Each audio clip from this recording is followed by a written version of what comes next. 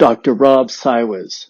Heart attacks, strokes, fatty liver come from sugar inflammation.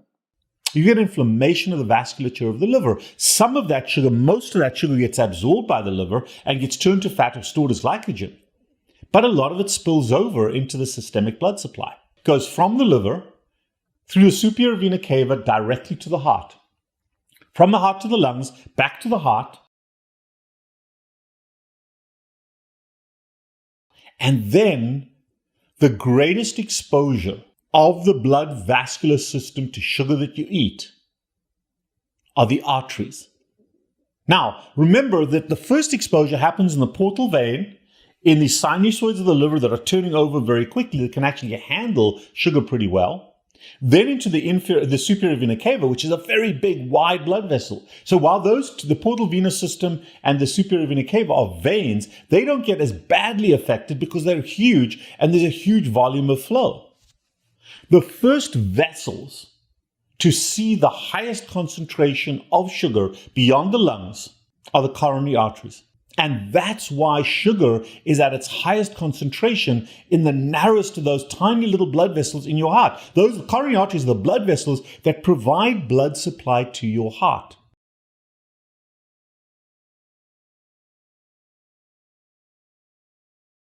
The blood flows to the rest of your body, gets used up by the tissues, and only then, after the tissues have extracted whatever sugar they need, only then does it go into your veins and gets returned back to your heart. And when we measure venous blood sugar, it is the lowest concentration in the human body. So when you look at a blood sugar that's elevated, it's logarithmically higher in the arteries that come straight from the gut and from your liver. So think about the enormity of the elevated blood sugar in those arteries in your heart. And then you're surprised that you get a heart attack from sugar?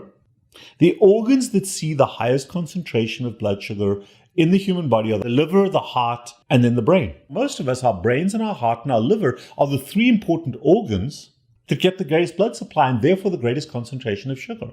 Now do you understand where your heart attack and your stroke comes from? And your fatty liver comes from? Because what's happening, just like that example of TPN that I gave in your arms, exactly the same thing is happening with your dietary sugar.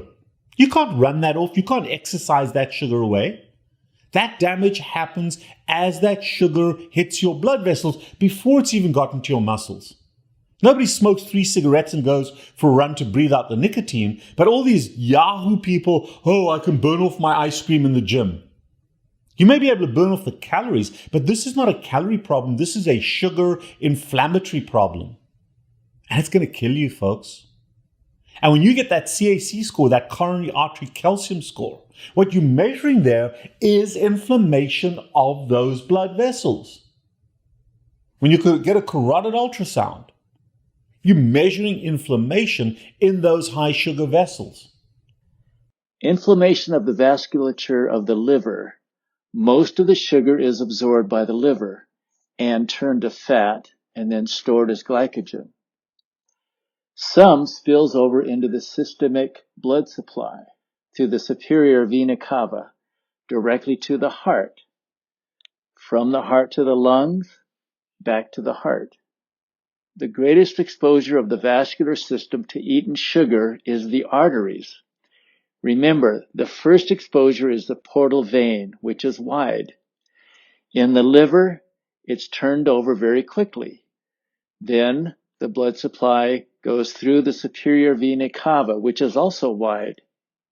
First vessels to see the highest concentration of sugar are the coronary arteries. Sugar at its highest concentration in these tiny coronary blood arteries after the tissues have extracted whatever they need.